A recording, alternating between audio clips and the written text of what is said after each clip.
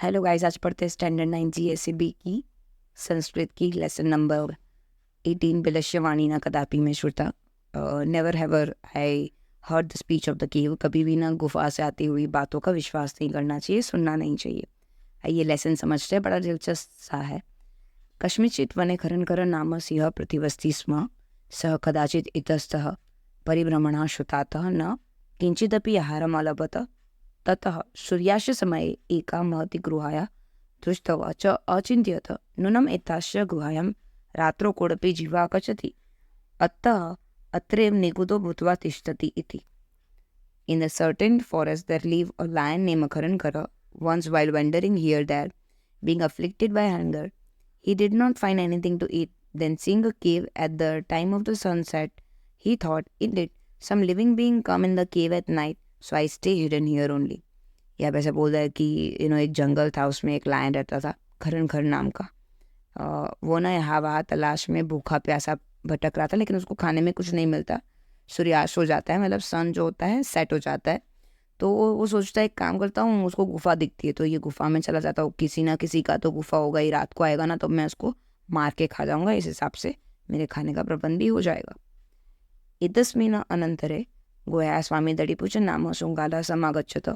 स च यावत् पश्यति तावत् सिंहस्य पद्धति गुहायां प्रविष्टः न च बहिर्गातः अपश्यतः। शृङ्गालः चिन्तयत, अहो विनष्टोऽस्मि, नूनम् अस्मिन् बिले सिंहः अस्ति तर्कयामः, तत् किं करवाणि।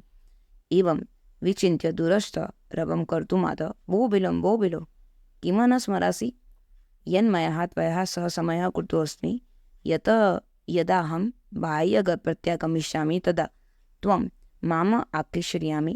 यदि त्वं मा आहार्यसि तर्हि अहं बिलस्य द्वितीयबिलम् आयच्छति इति। In a meanwhile, the owner of the cave, the jackal named Dadipuch, came, and as long as he could see the lines of the footprints of a lion entering the cave, but he did not see see it coming out, the jackal thought, alas, I am ruined. Indeed, I guess there is a lion in the cave. So what should I do? Thinking so, standing far from the cave, he started making a sound, crying, "O cave, O cave, do you not remember that the agreement has been made with you that when I return after going out, you will call out to me. If you do not call out to me, I shall go to the another cave." और यहाँ पे जो गुफा का जो मालिक होता है, केव का जो मालिक होता है, दधिपूज फॉक्स होता है, वो आ जाता है। वो देखता है यार रास्ते में जाते जाते कि यार कोई पैरों के निशान अंदर गए हुए, स्पेसिफिकली ना लायन के ही लग रहे हैं। वो अंदर जाते हुए देखे, लेकिन उसने बाहर आते हुए वो लायन के पैरों के निशान नहीं देखते, तो वो बड़ा घबरा जाता है कि यार शिट, आज तो मेरा एंड हो जाएगा। मेरे को डेफिनेटली लगता है कि अंदर लायन ही होगा। सो ना थोड़ा वो ट्रिक यूज़ करता है, वो गुफा को ज़ोर ज़ोर से आवाज़ लगाता है, ओ गुफा, ओ मेरी प्यारी गुफा। पता है हमारे बीच में एक बात हुई थी कि मैं जब भी कहीं पे बाहर जाऊँगा तो तुम मुझे प्यार से पुकारोगी। अगर तुम पुकारोगी तभी मैं अंदर आऊँगा, अदरवाइज़ मैं कोई दूसरी गुफा में रहने के लिए चला जाऊँगा। वो अपनी स्मार्टनेस यूज़ कर रहा है कि गुफा तो कभी बोलेगी नहीं, लेकिन अंदर कोई होगा, वो अगर कन्फ्यूज़ होकर जवाब दे देगा तो उसको पता पड़ जाएगा कि अंदर जाना है या नहीं जाना है। अतः इतु छुट्वा सिंह अचिन्त्यत नूनमेषा गुहाया स्वामिया सदा समाहं करोति, परंतु मदयात् न किश्चित् वदति, तद् अहम् अस्य आह्वानं करोति। एवं स बिले प्रविश्य मे भोजनस्य भविष्यति। इदं विचार्य सिंहः सहसा शृङ्गालः आह्वानं करोति। सिंहस्य उच्चगर्जनस्य प्रतिध्वनः सः गुहा उच्च शृङ्गालम् आहयत। अनेन अन्यदपि पशवः भयभीताः अभवन्। शृङ्गालदपि ततः दूरं पलायनम् इमं पतत्। Now hearing this, lion thought, indeed this cave must be calling out to the owner, but being afraid of me, it is not talking, so I will call out to this. In this way, entering the cave, he will be my prey. Thus thinking, the lion suddenly called out to the jackal.